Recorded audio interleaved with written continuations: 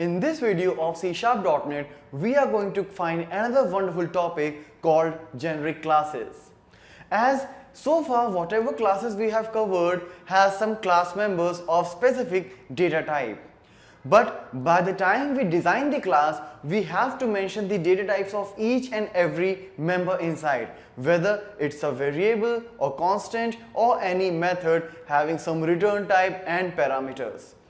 But in generic, we actually got privilege to pass the data types at the run times, means by the time you are instantiating that particular class.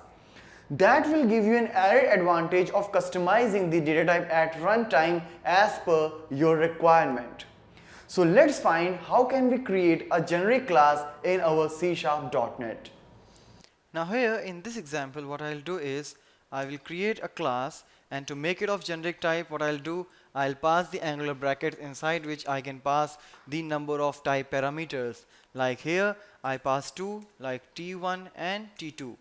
So by the time you will instantiate this class, you will have to pass like what is t1 and t2 with a particular valid data type. And for now, as a structure, I can use these t1, t2 data types in my properties, data members, method signatures, anywhere. Alright, so here as I said, I have taken a property, my property of t1 type. Let's create one method as well, public void method. First parameter is of t1 type, let's name it p1, and second one of t2 type, let's say p2. Alright, so now you can define the things like that, and by the time you will instantiate this class, my class, you will pass a couple of data types. Let's say in t1 I say int, and in t2 I'll pass string.